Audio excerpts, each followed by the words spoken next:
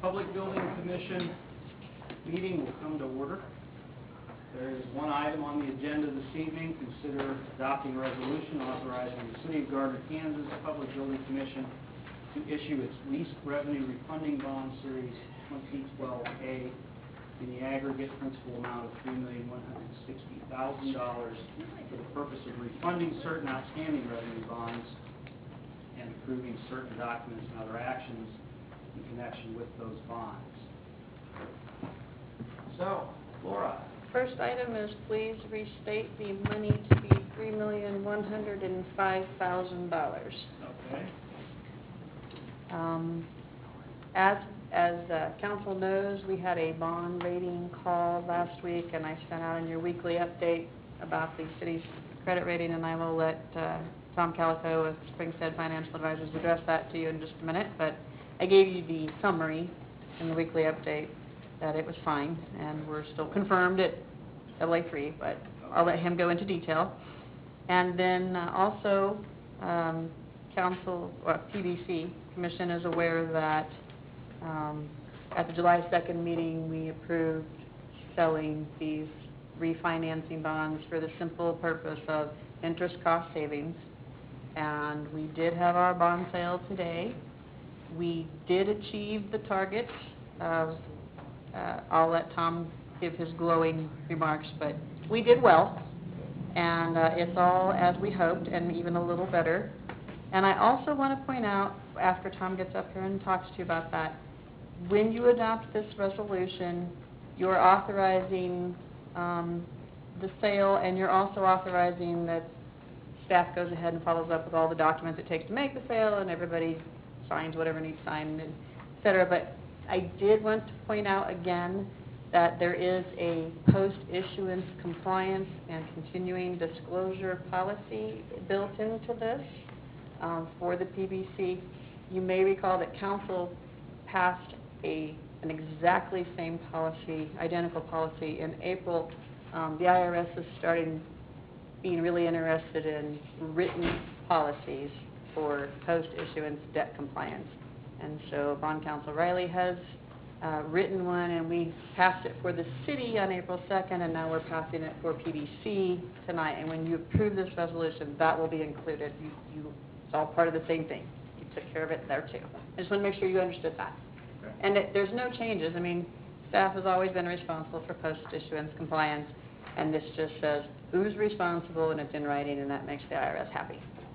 So with that, I will stand aside and let the financial advisor come up and tell you what a great job they did.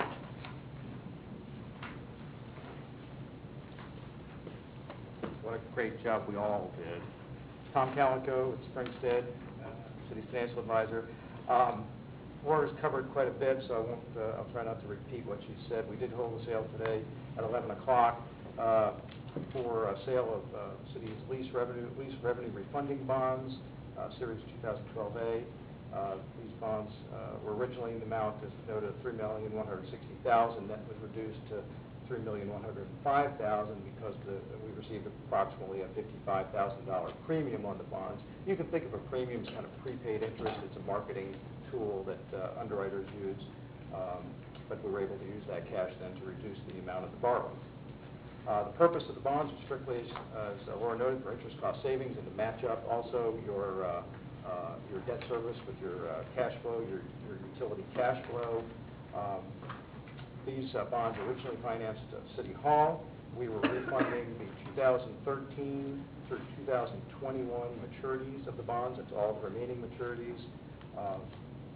And the term of the bonds remained the same. We didn't shorten or extend the term of the bonds. The outstanding par amount was approximately $3 million.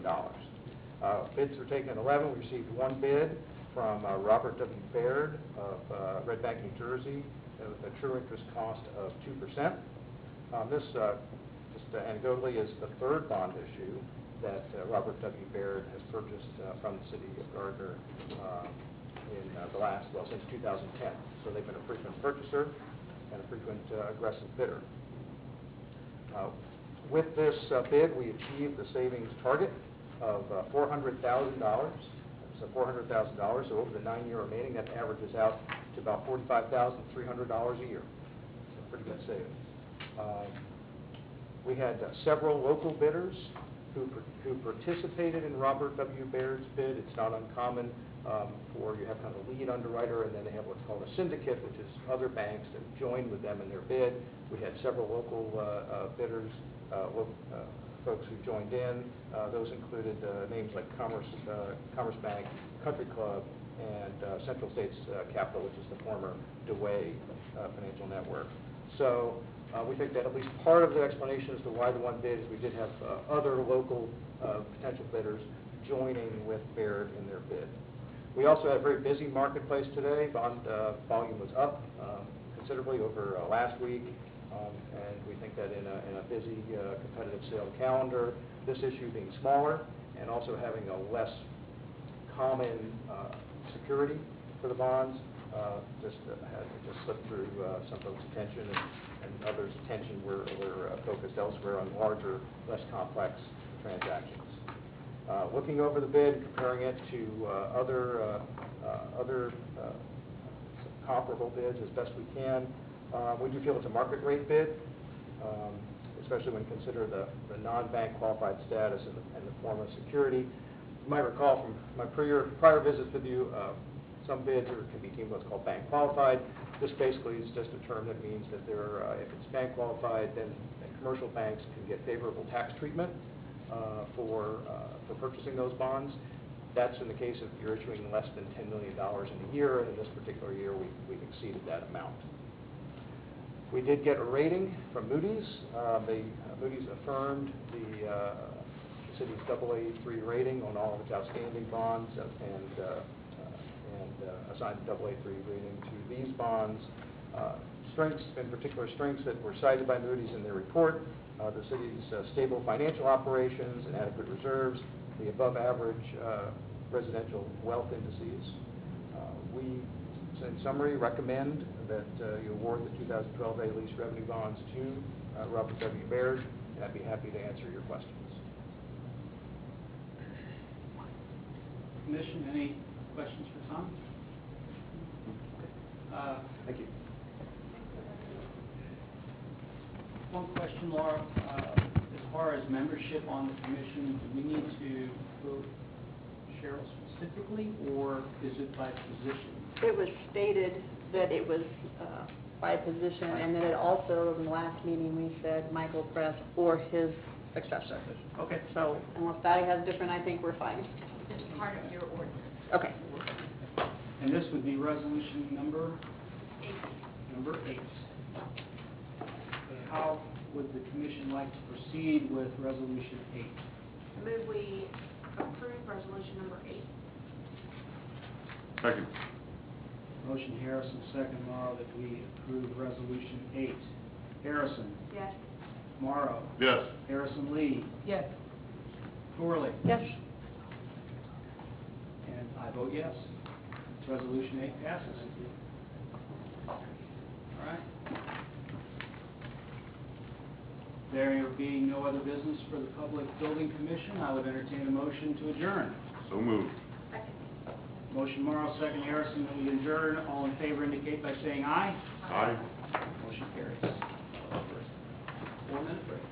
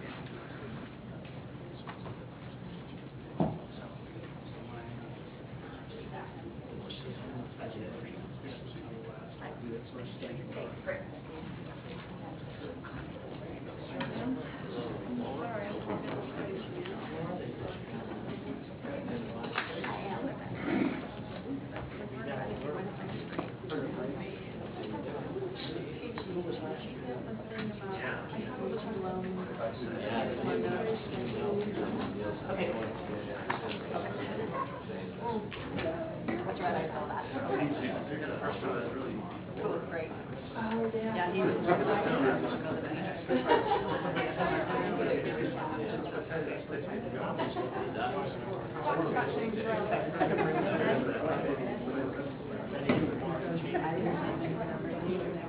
Yeah, I just never know what I'm.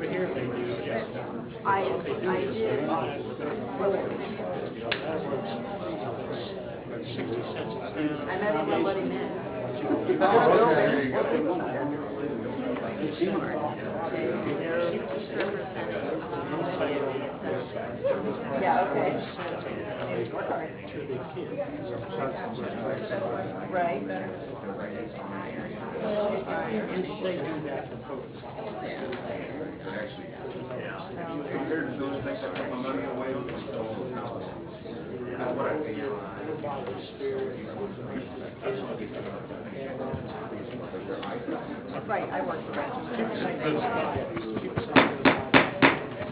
Gardner City Council will come to order. We have two young men here from Troop 88 who are going to, working on their first class. So I've invited them to come up and lead us in the pledge.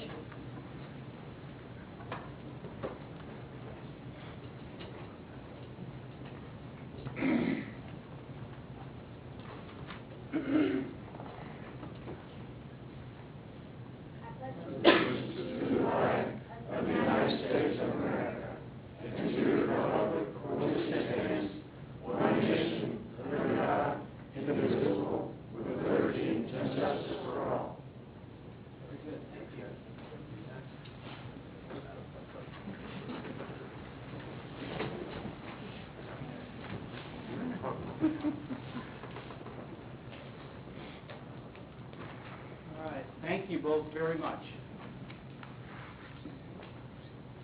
We do not have any presentations this evening, so we will move to public comments. We've allotted time on the agenda to speak about matters that are on the agenda not part of a public hearing or items that do not appear on the agenda.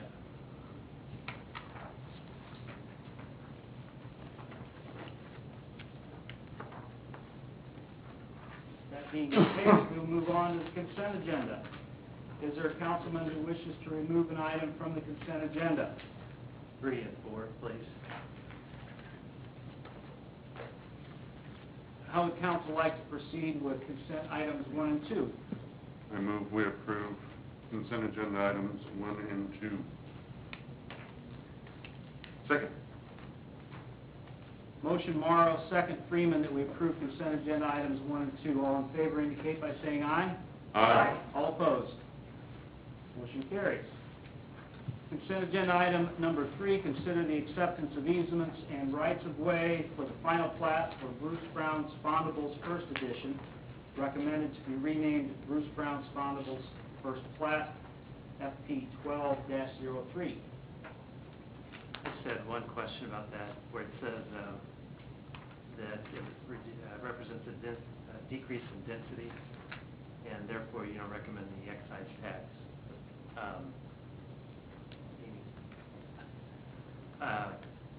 What is there something in the ordinance that says that if it decreases density that we don't charge it, or well, I guess what's the purpose of waiving it? The exceptions for excise tax include when there's a replat that does not increase the density or intensity of the land uses.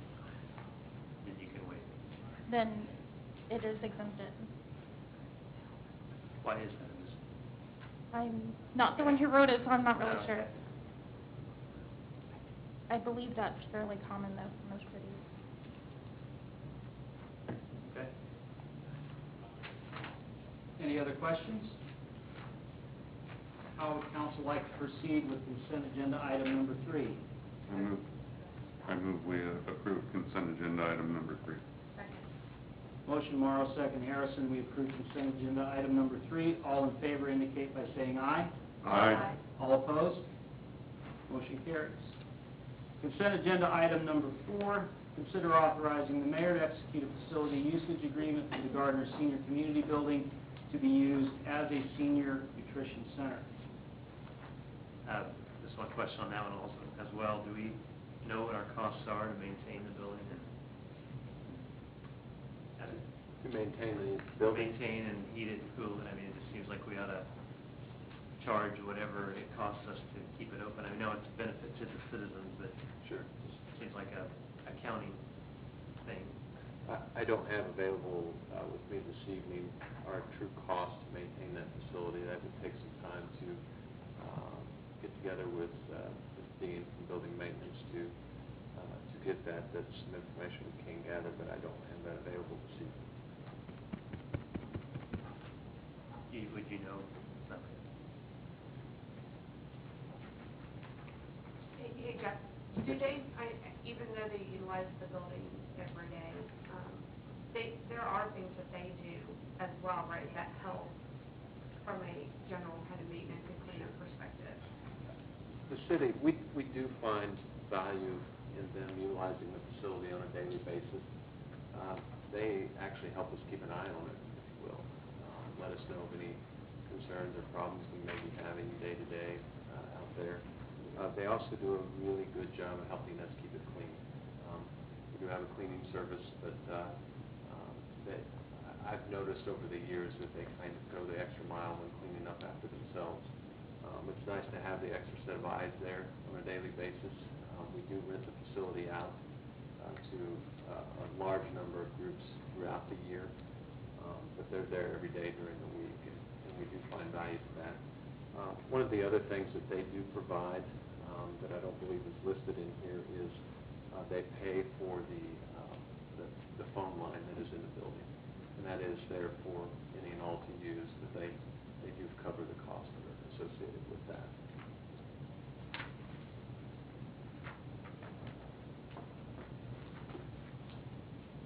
Any other questions? How would council like to proceed with consent agenda item number 4? I move we approve consent agenda item number 4. Second. Motion Harrison, second Gregorczyk, that we approve consent agenda item number 4. All in favor indicate by saying aye. Aye. All opposed? Motion carries. On to new business. Since we have bond counsel here for new business item number 1 and new business item number 7 also involves bond counsel, it's been suggested that we move agenda item 7 to number 2 immediately following, if there's no objection. Okay, very good. Laura?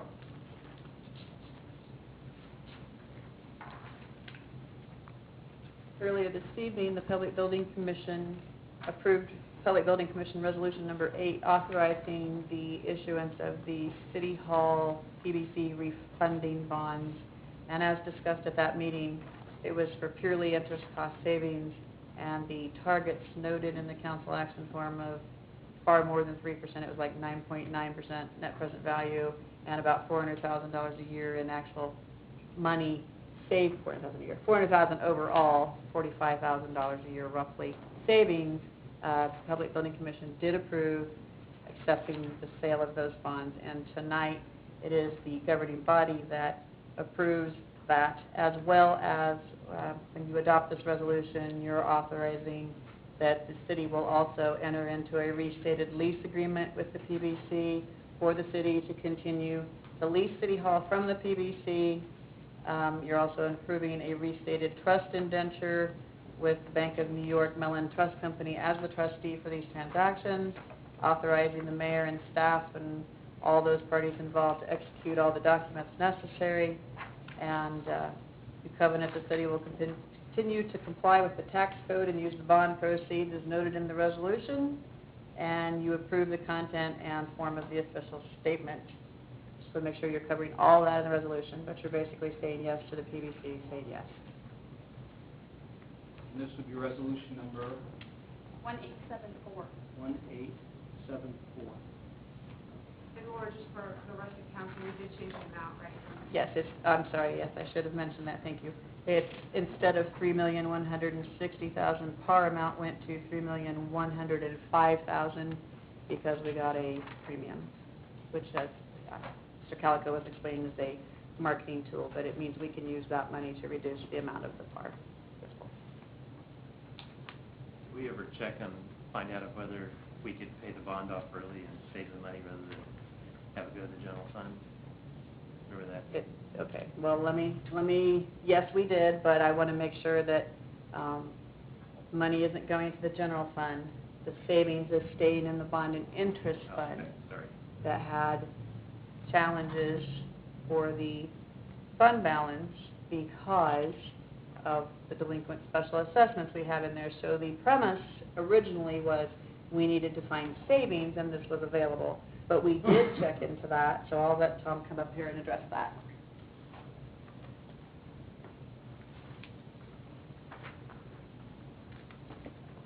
Hello again, Tom Calico with Springstead Incorporated.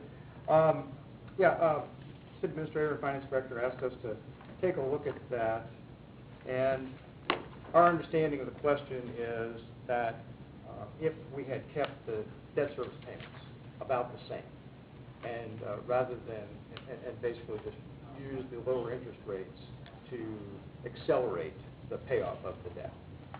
Correct, okay. I think there's an important thing to remember that the refunding really had two goals in mind.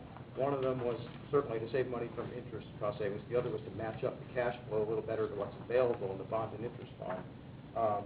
So I think it's important to recognize going in that doing that, to basically keeping the debt service payments about the same, does maximize one goal, which is the interest cost savings, but it minimizes the other goal, which is matching up with cash flow. So I think that's an important point to keep in mind. That being said, we ran two different scenarios, because it doesn't work out quite even. One was, if we actually increased, it's hard to get it so it's exactly the same debt service. One scenario, we used, by the way, we used the actual rates that we received on the bid today. We used that as our interest rates for these scenarios. One was if we basically increased the debt service, annual debt service payments, the nine remaining annual debt service payments by about $7,750.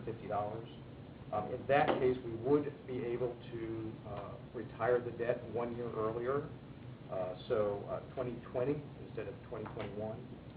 That scenario produces a net present value savings of a little over $400,000, $406,000, which is which would have been $31,000 greater than the actual result that we achieved. The other scenario that we ran gets that annual debt service a little closer to what you're actually paying. That would have been average of about $2,300 more a year. That scenario doesn't allow us to pay off the debt sooner. It does allow us to accelerate the principal repayment, but we're still paying off in 2021. That produces a net present value savings of $398,000. So the other was $405. This is $398. So it's not a lot of difference. That's $23,000 more than the actual result.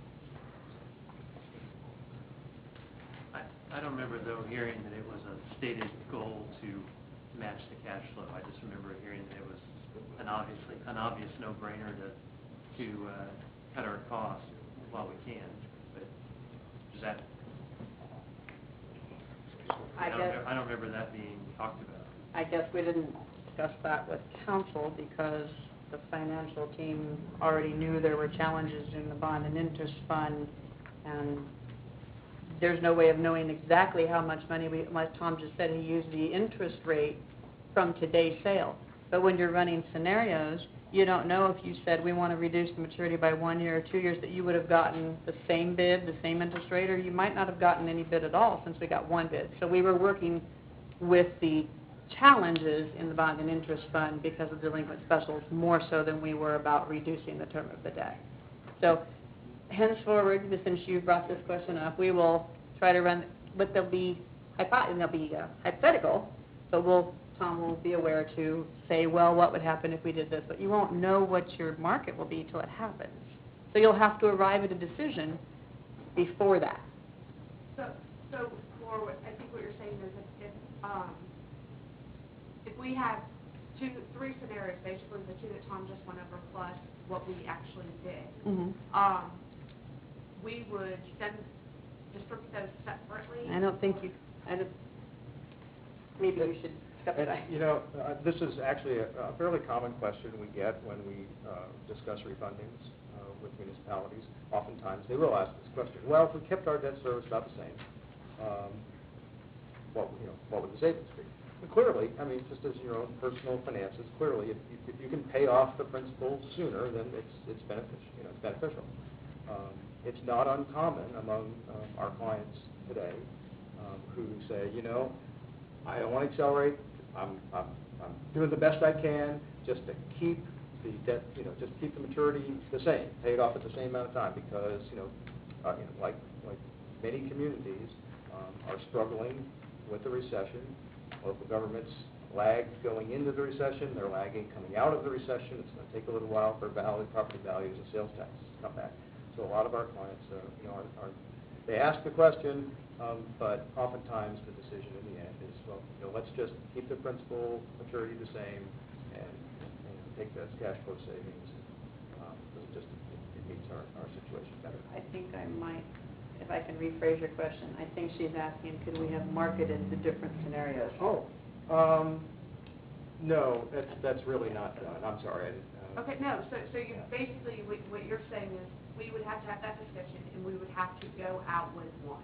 And staff actually had that discussion, but unless precedent has been that we don't generally bring you all the different scenarios and ask you how you want to do it. Now, if you want to change that and say, we want to make the decision on the scenarios, but typically what we've done since I've been the director is the financial advisors, bond counsel, and I all work together. So your call. Because at the end of the day, it's, once you take it to market is what you're going to find out. Right. Yeah, the city needs to determine what What structure, what your what your So goals we and can go your in with- financing are, and yeah. what's the resulting structure, Right. and then you take that out to the market and have that price. There's always a little bit of room to change things in a bond issue, but you can imagine when an underwriter is purchasing the bonds with the idea towards resale, you know, if you start changing There's things more around a little confidence bit, without- yeah, then they say, well, now my bid really, I would have bid something entirely different had I known it was going to be this structure. So it's a question, somewhat of fairness to your. So they would or bid the it other parties. as if it were a They just gave it to- 15-year or whatever. No. term it would be. It would be like, you know, I mean, we've made the analogy, you give them a goal, and they say, this is what we want you to bid on, and then you don't get to change partway through. So the determination on the goals has to be made before, and Councilman Bodovich's point, we duly noted, but at the time that particular question was asked, the PBC had already acted. So now we were too late in the game. And we do discuss these things as a team without involving all of you. But, like I said, if you wish to change that practice, say so now, it's your deal. So, I think the only critique I would have is to say, if you had said, or maybe I didn't hear it, that we have a, you know, bond and interest cash flow problem, and we've looked at all the options, and the best option we have is to refund the current bond and issue another one, then I would have never even asked that question. I would critique have- duly noted. I thought, you know, I made the leap in my head because I deal with it every day, that I gave a presentation during budget that got some challenges here, Yeah. but I did not specifically delineate. Critique noted. Yeah. Other questions? How would council like to proceed with Resolution 1874? I move we adopt Resolution 1874 approving the issuance of lease revenue refunding bond, Series 2012A by the City of Gardner Kansas Public Building Commission, and authorizing the execution of certain documents in connection with the issuance of such bond. Second. Motion Harrison, second Morrow, that we adopt Resolution 1874. Harrison. Yes. Morrow. Yes. Bodovich. Yes. Yes. Freeman. Gregorson. Yes. 1874 passes. Thank you, Laura. New business item number 2, formerly number 7. Consider adopting a resolution authorizing the execution of certain documents in connection with the assignment by the tenant of its interest in a lease entered into connection with the City of Gardner, Kansas industrial revenue bonds, taxable under federal law, Series 2009 U.S. Industrial REIT 2. And this would be Resolution 1875. Laura.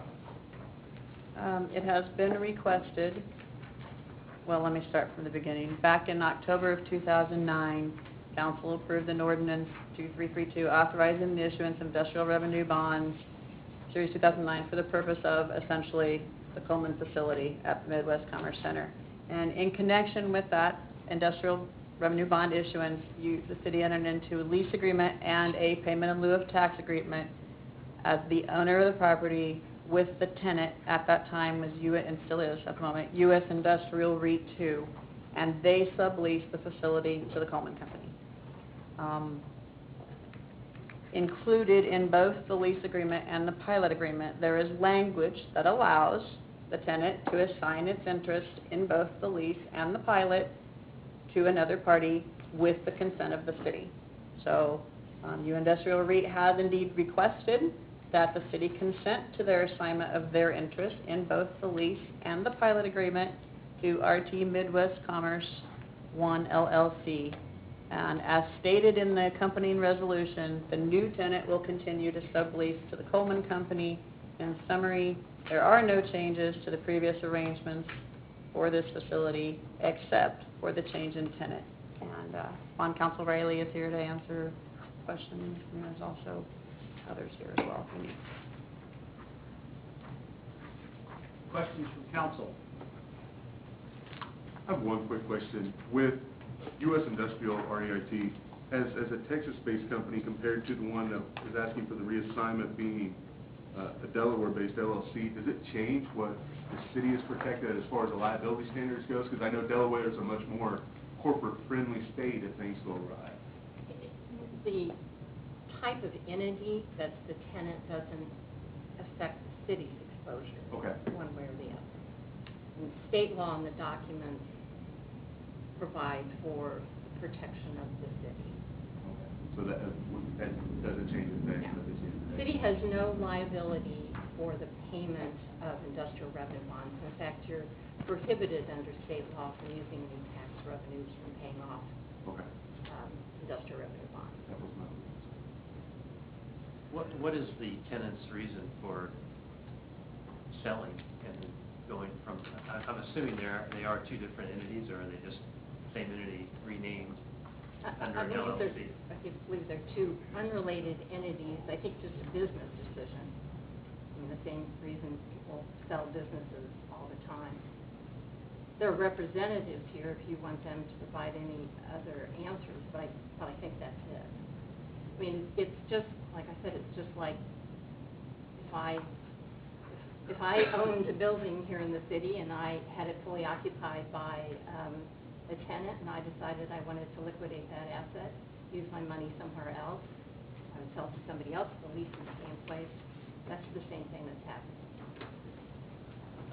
Under this one section on the first page of the resolution, it says, whereas counsel for the old tenant has represented the project to continue to be subleased to the Coleman Company.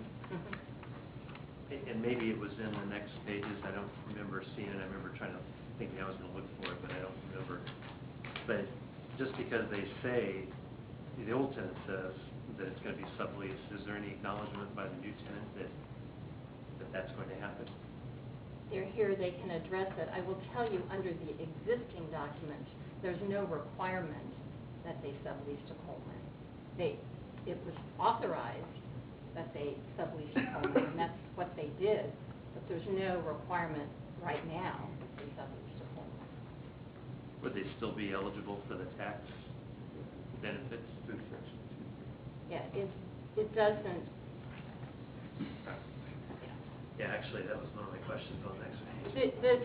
The statutory requirements for the availability of a property tax exemption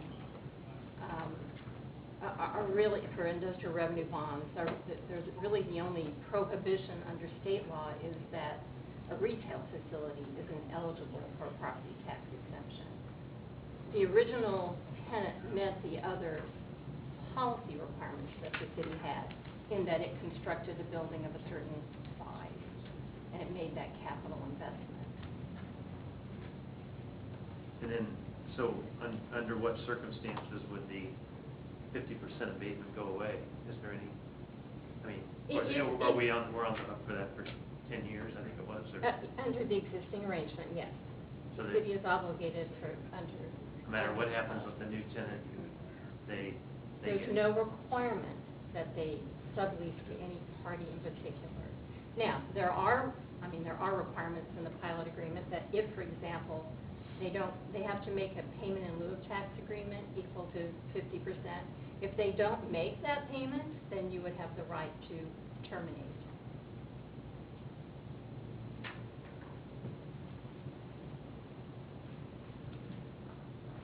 And everyone understands this is not an extension of the term still is the original end. It's the same deal. So there's no risk to it, is what I'm hearing. This does not create any risk to the city.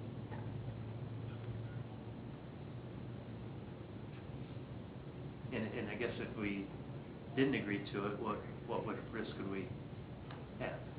Well, the lease agreement indicates that even though your consent is required, you cannot unreasonably withhold that consent. So there could be some factual analysis as to whether or not your judgment was reasonable or not to withhold the consent. How about the financials? I mean, should we know the financial status of the new company, new tenant? That's up to you. I mean, would you worry about that as bond counsel, that they may not be as financially solvent as the last time, or did we even look at that? I wasn't here then when that was first first done, do we look at things like that? I don't recall looking at that there was an examination of the financials of it, in part because, again, the bonds, I mean, two things. The bonds are owned by the tenant, so these bonds aren't scattered out to the world like, like the Public Building Commission bonds that you just sold tonight. They could be parceled out to, people all over the country. These bonds are held by the tenant, and the tenant has to consent to this. And the city has no obligation to pay debt service. In fact, as I indicated, you can't use your tax money to pay debt service. So if for whatever reason the existing tenant cannot pay debt service, that risk really falls on the bond owner, because the city isn't paying for those bonds. And the bondholder, again, is the The tenant? current tenant, yes. So, how does that work? I mean, if the tenant owns the bonds, and they're also the ones that are It obligated. happens, I would say, probably 50% of the IRBs we do in Kansas, the tenant is also the owner of the bond. It's very common. So, and again, if he can't make his payment due to financial mismanagement, what happens? Then he doesn't get paid. But He doesn't get the 50% it pilot. doesn't have anything to do with the pilot. And I'm talking about the bond payment, not the tax abatement. I mean, one is like a loan Right. payment, and if they don't make the equivalent of a loan payment, the risk is on the owner of the bond.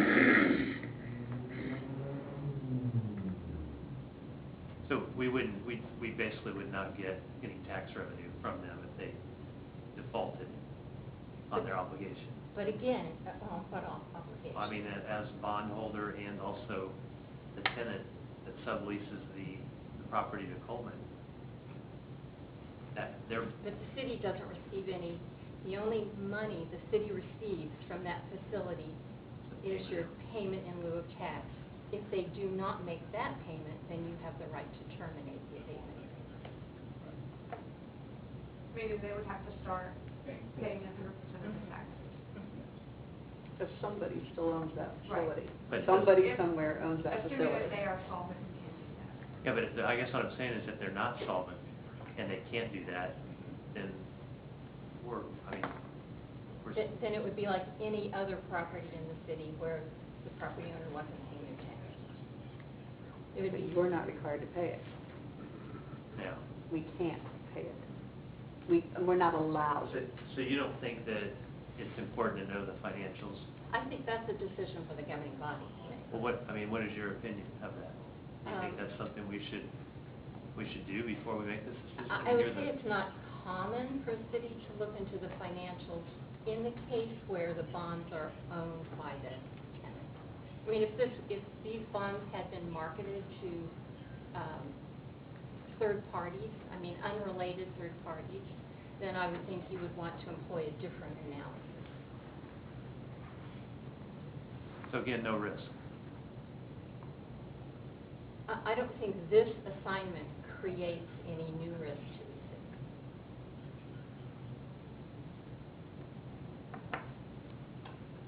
Other questions?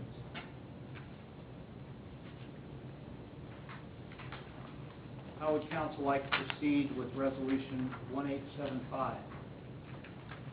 I move we adopt resolution number 1875, authorizing the execution of certain documents in connection with the assignment by the tenant of its interest in a lease entered into in connection with the City of Gardner, Kansas, industrial revenue bonds, taxable under federal law, Series 2009, U.S. Industrial REIT 2. Second. Motion Morrow, second Freeman, that we adopt resolution 1875. Morrow, Yes. Freeman. Yes. Gregorczyk. Yes. Harrison. Yes. Bodovich. Yes. 1875 passes. Thank you, guys. New business item number 3. Consider holding a public hearing regarding the city's 2013 budget. Is there a motion to open the public hearing? Second. Motion Harrison, second Morrow. We open the public hearing. All in favor indicate by saying aye. Aye. All opposed?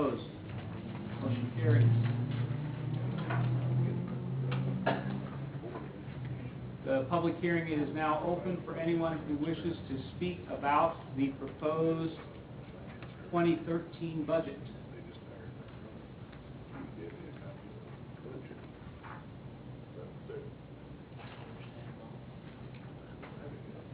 Laura? That appears that no one from the public is speaking at the moment. Should we close the hearing? No? No? Okay. Well, I guess it doesn't matter. This is a staff thing. Okay. Go ahead. We'll keep it open in case somebody changes their mind. Okay. I just wanted to call to your attention under the heading of best practice, and there was a transfer noted in the Electric Utility Board packet on August 2nd, and under the heading of best practice, that happened after we had all of our official budget presentations, and I wanted you all just to know that I reviewed it. It's fine, but I wanted to call it to your attention so that you know that the Electric Utility Board approved a transfer that wasn't discussed during our budget sessions. And that's simply, I just wanted to make sure you all knew, best practice. Okay?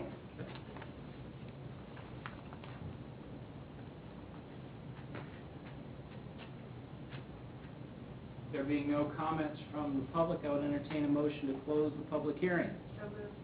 Second. Motion Harrison, second Morrow, that we close the public hearing. All in favor indicate by saying aye. Aye. All opposed? Motion carries. New business item number 4. Consider passing an ordinance, which would be ordinance number 2399, terminating and releasing of record a dedicated alleyway located on property owned by Shirley J. Brown Van Arsdale Revocable Trust. David? Thank you. This is a companion item to the plat that was approved with consent item number 3. Part of that plat includes properties north and south of the alley. I think we have a map that we can bring up. Zero you in on the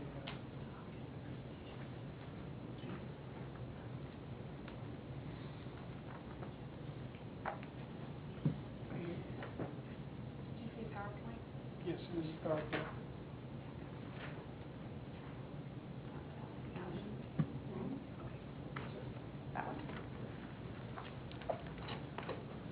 Main Street on the north, Park Street on the south, Center Street is on the east, the funeral home is on the large tract to the north. All of those tracts have been combined into the plat approved in consent item number 3. The small east-west line is the alley. The plat includes a access easement over that alley. What this action will do is vacate the alley so the plat can go forward. Because of timing, we're going to coordinate with the Register of Deeds. Once approved, this ordinance does not go into effect until it's published, so therefore we will coordinate the publication of the ordinance after approval with the actual filing of the plat, so there's no lapse of access for the use of the alley. Be happy to answer any questions you might How long is the easement good for? have. Forever. And what about the homeowners adjacent to it? Well, they won't be able to use it. No, it's well, there's nothing, adjacency is all within the funeral home with the new parking lot. What the concern is just access east and west along the alley, which will be maintained. Didn't the homeowners that lived on that alleyway, didn't they also have access? They do, and they will continue to have access through the new parking lot the funeral home will be constructed. Oh, okay. So essentially what it does is it maintains access. What we do is abandon the actual platted alley, and it reverts to the adjacent property owners, and will be replaced by a permanent access easement that will be dedicated as part of the filing of the plat.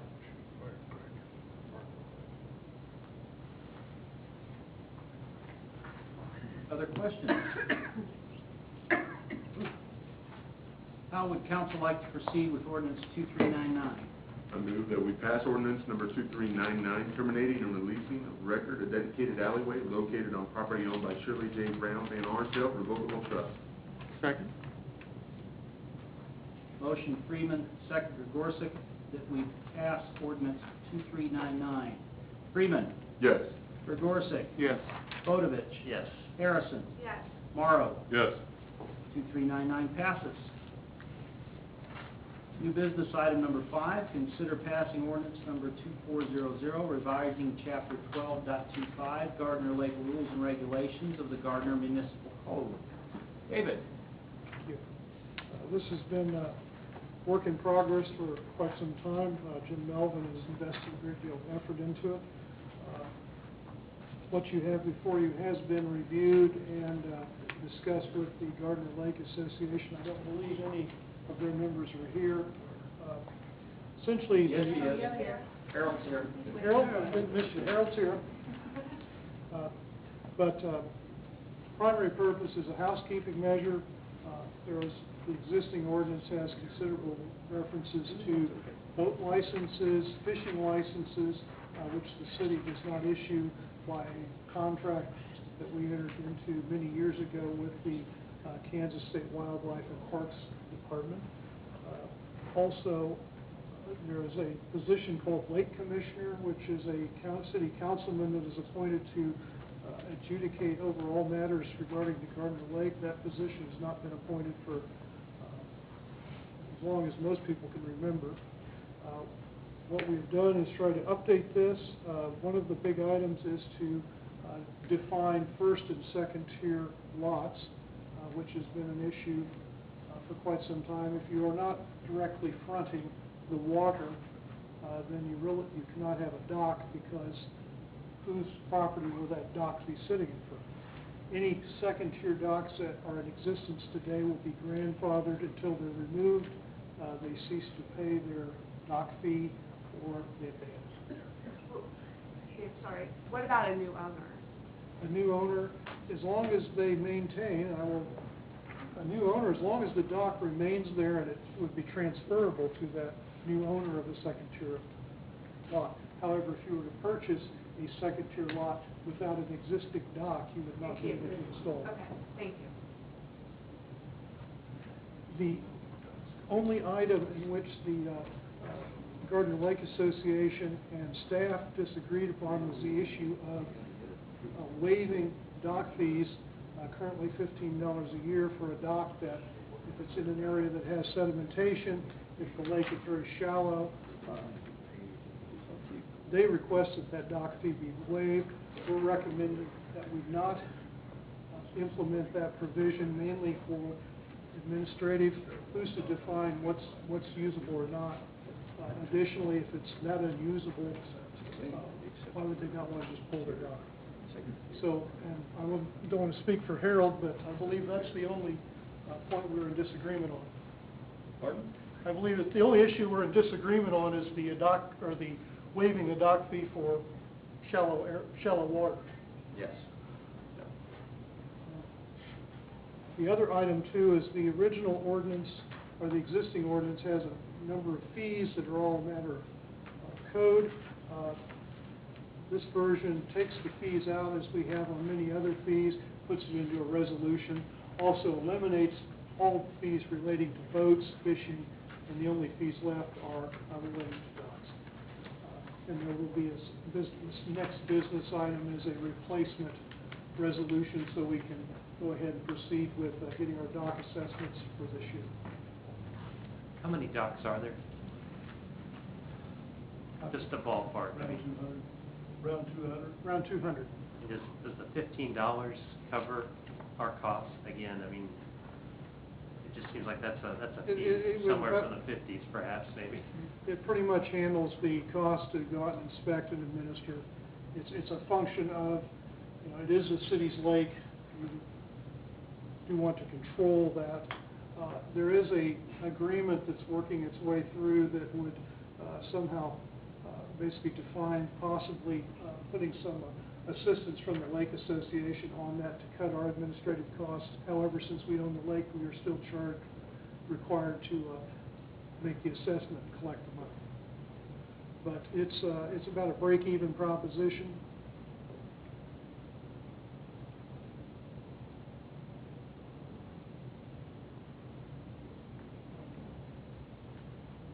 Other questions or comments? I know there was, David mentioned, a lot of work that went into this. Former council member Brocksterman, I know, worked with the Lake Association, as did our former administrator, Stuart Fairburn, to resolve some long-standing issues, and I think we're working our way through them. Is that right, Harold? Would you? Yes. And don't forget Melissa Munt. And Melissa Munt, that's exactly right. It was a good process, I think, so I was glad that they were able to work through the issues and come to resolution. Other questions? How would council like to proceed with ordinance number 2400? I move that we pass ordinance number 2400, amending chapter 12.25, Gardner Lake Rules and Regulations of the Gardner Municipal Code. Second. Motion Freeman, second Harrison, that we pass ordinance 2400. Freeman. Yes. Harrison. Yes. Bodovich. Yes. Gregorczyk. Yes. Morrow. Yes. 2400 passes. New business item number 6.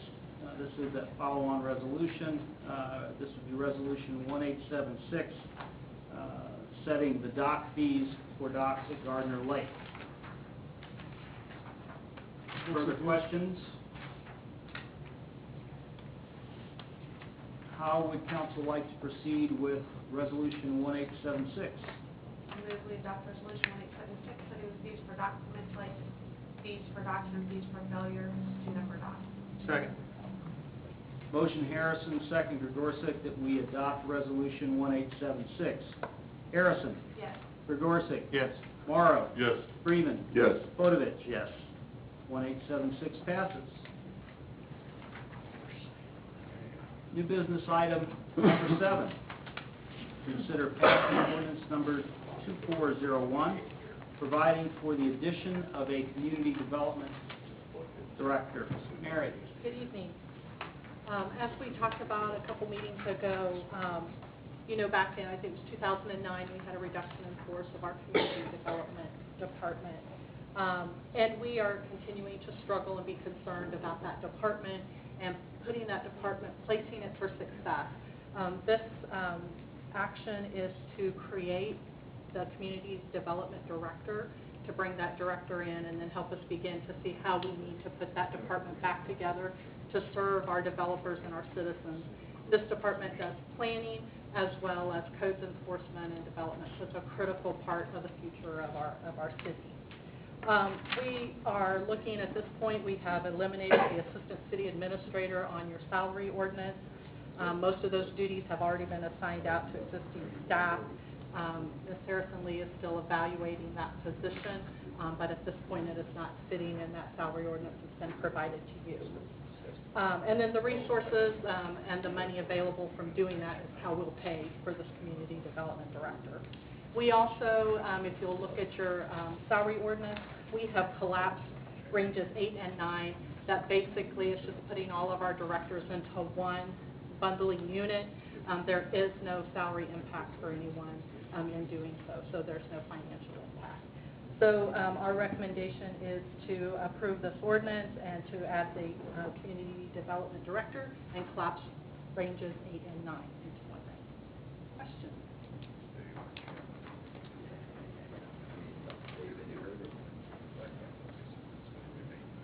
I think at one time, at least in the other document that we received earlier, Laura was going to pick up some of those duties, but you're saying that's no longer the case. Everybody's gotten a piece of those. Is that right? Yeah, there's a number of staff people that have picked up those duties at this time. Laura's one of them, as well as our administrative assistant and our clerk, and Ms. Lee has picked up quite a number of those as well. So we've just spread them out, and we're evaluating what we need and to give her an opportunity to look at the organization and really figure out how do we set it up for success? And I think one of the discussions that we had, Mary, was really, if Cheryl's gone, there needs to be somebody with signature authority. Would that automatically, is there a person that would default to? Would it be Laura as that title, or would it, you just designate somebody each time?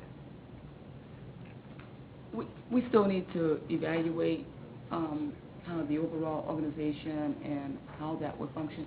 And it actually could be done where you would designate someone, or you could have someone as an assistant, and it's been done both of those ways in various organizations.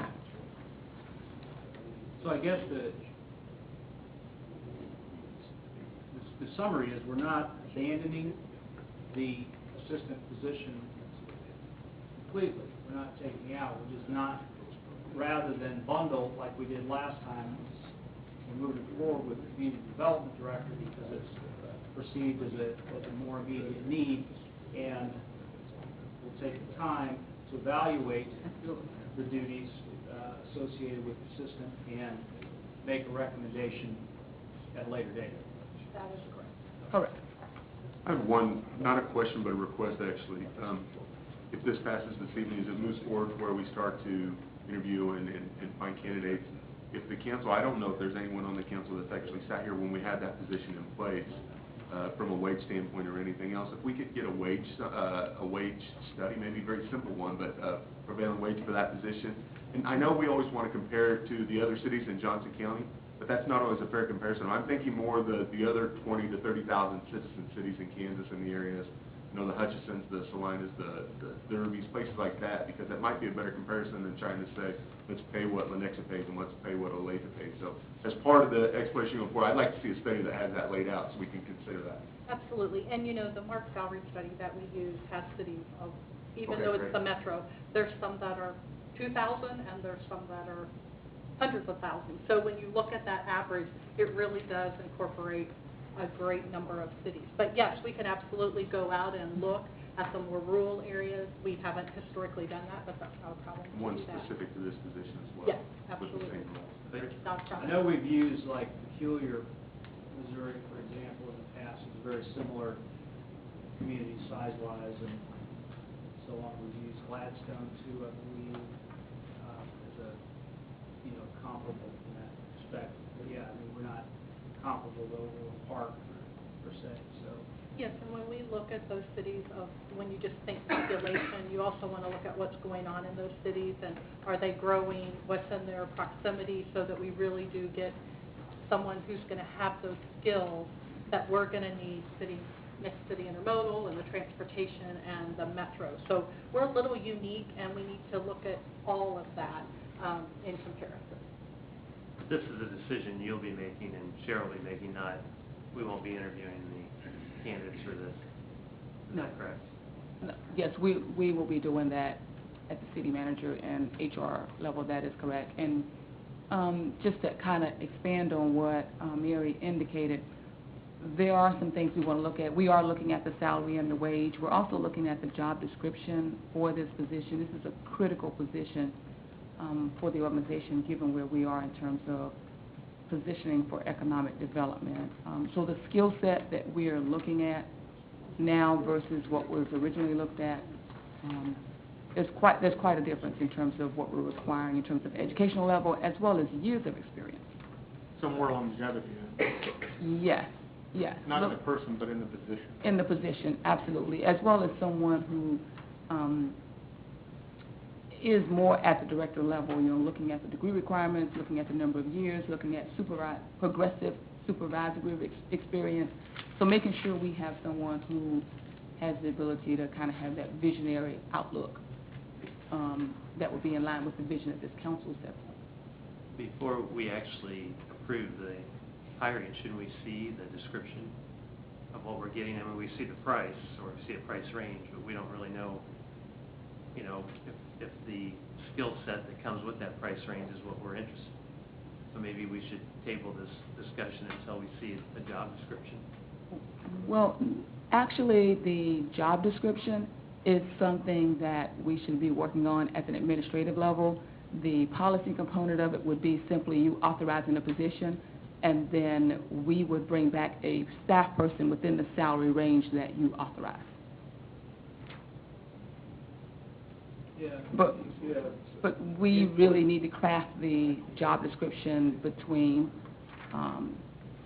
internally in terms of the administrative, that's an administrative task that we need to craft based on kind of the policy direction that you provide. One of the issues is we can't proceed with advertising Until we get this. until the ordinance has been revised. We can't advertise for a position that doesn't exist. So my bias on this is that if it's a director position, it would be within that pay range. Yeah, not to exceed X. Right.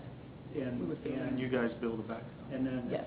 it would be built around that. I mean, I don't think there's any problem in, once the job description is released, We're more than happy to send it provide around. copies of That's it. not, and if you have concerns or something you want, send it to Mary or Cheryl regarding, some items for inclusion. Mhm. I mean, I know I've talked about having someone that's got some economic development experience in a role where they've had to grow a community, and particularly on the retail side of growth. So they've got experience there. Didn't we have a similar position, I don't know if it was a director level, we should have a description for that. You do. I reviewed the initial description, based on my experience. I did not think that the years of experience and the educational level was at the level that we wanted to kind of take the community next step. So I believe that within the salary range, even with the experience and educational level that I'm recommending, that we can get a good candidate. And so is the community development director the exact same range as the previous assistant city administrator? Yeah, well, all of the directors, if you look at the salary ordinance, all of our directors sit in the same. And none of those, same level. it seems like I remember when I looked at this, when Mike Press brought it up, there was a couple positions that got elevated in pay as far as range goes. Wasn't it? Not in this, this is what we had. The only difference is that there was the finance director had assistant/finance, I think is what the previous ordinance we had for us, the one at the table.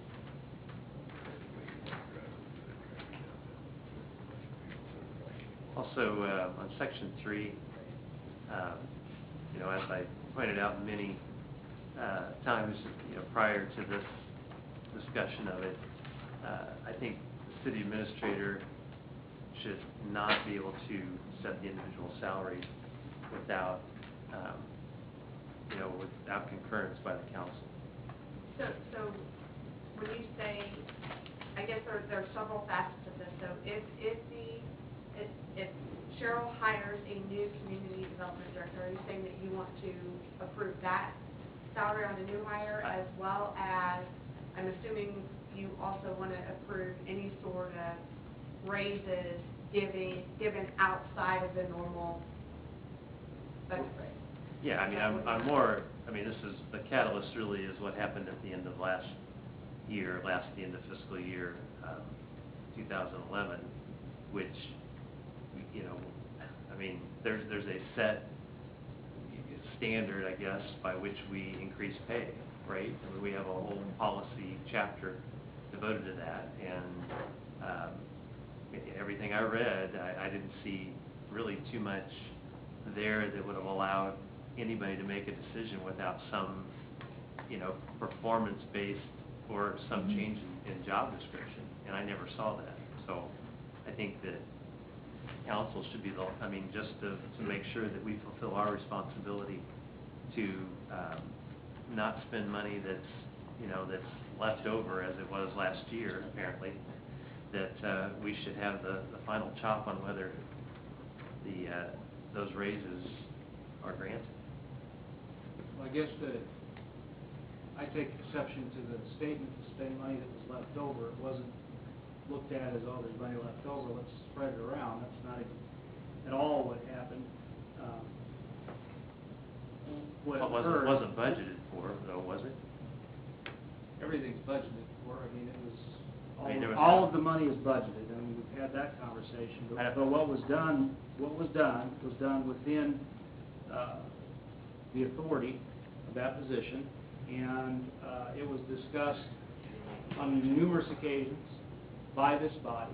And there was no indication by this body that we would do anything different. So your question regarding policy of whether or not a city administrator shall be able to set salaries within a range is a policy question that we can consider. And we've set the range, and we've established a budget, and so the question is, do we want to let our managers manage within those parameters? We're not